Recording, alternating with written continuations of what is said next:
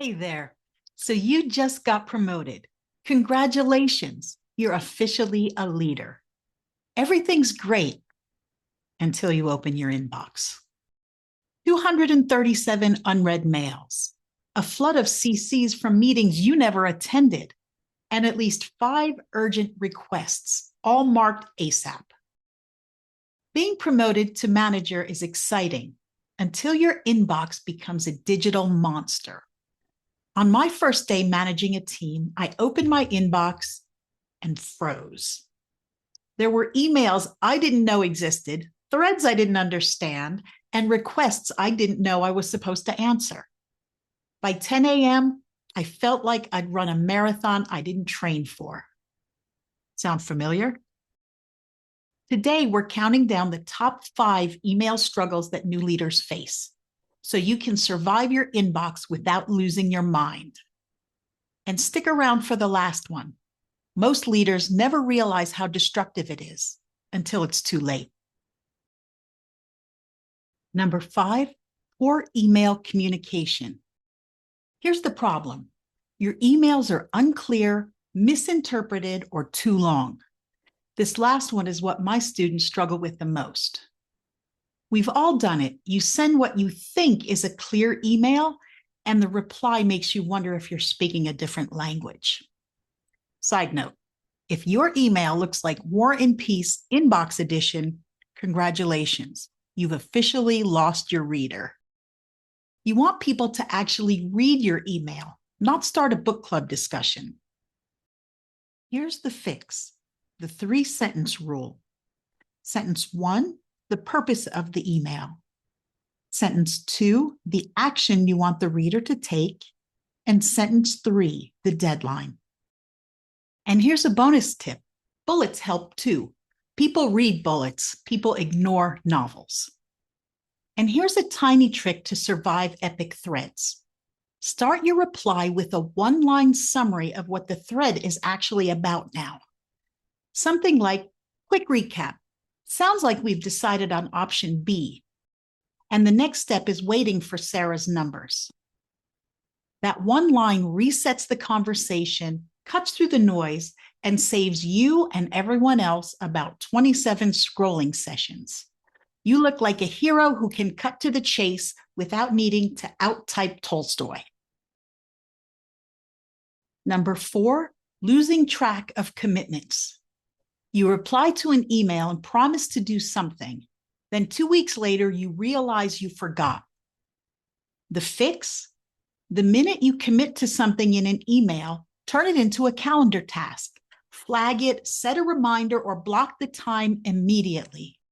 This simple step ensures your inbox doesn't become a trap for forgotten promises. At the end of the day, review your flagged items. This small habit gives you peace of mind and keeps your professional reputation intact.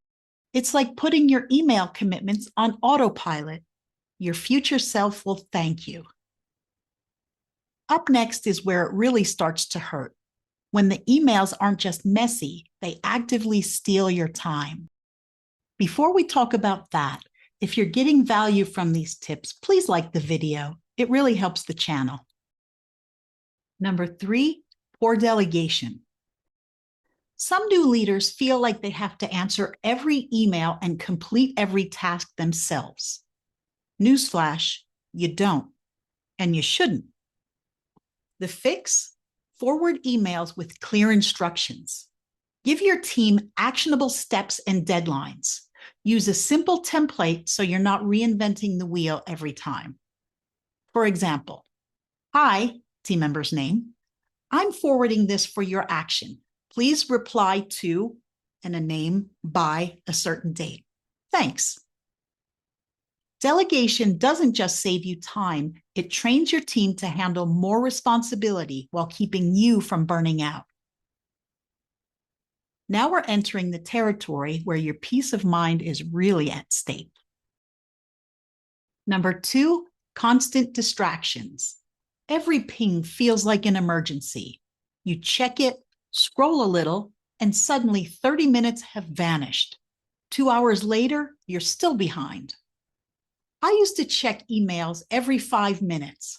One morning, I realized I'd spent 45 minutes answering low priority emails, and now I was behind on my important tasks. The fix for this one? Schedule your email in blocks: morning, early afternoon, and end of day. Between those times, turn off your notifications. Treat email like voicemail. It doesn't demand an instant reply, and your focus will thank you. This small habit helped me tame my anxiety, stick to what I was supposed to be doing, and somehow trick my workday into cooperating. As a leader, you shouldn't have to rely on email to schedule your day, so these blocks should work for you. Your team may need to check more than that. Still, train them to batch their emails, even if it's once every hour.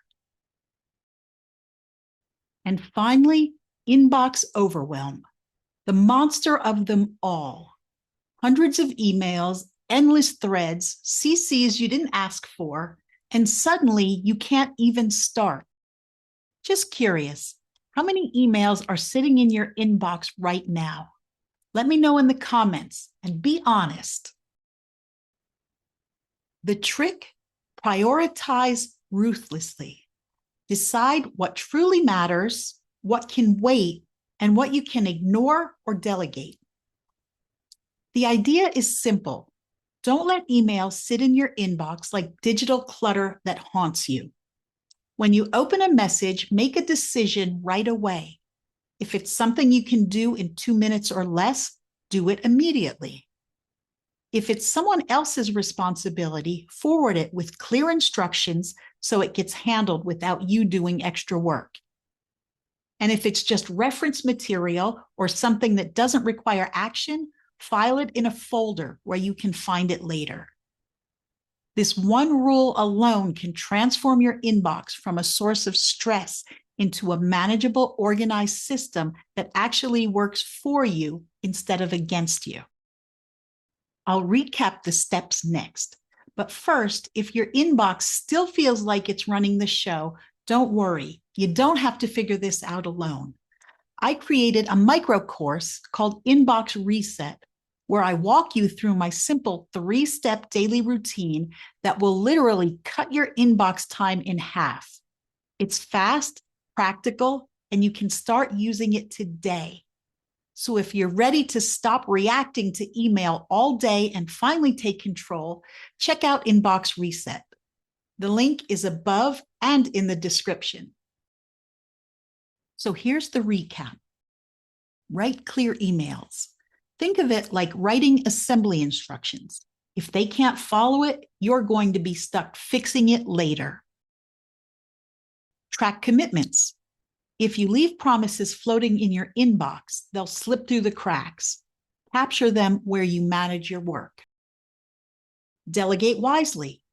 Forwarding the right email to the right person isn't shirking your responsibilities, it's leadership in action. Schedule email blocks. When you set aside specific times to check your email, you free up the rest of your day for actual work. Prioritize.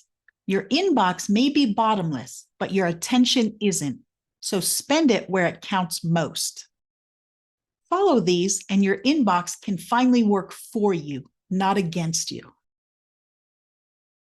If you enjoyed this and your inbox already feels a little lighter, please hit like and subscribe. I've got plenty more ways to outsmart email and chaos. I'll see you next time.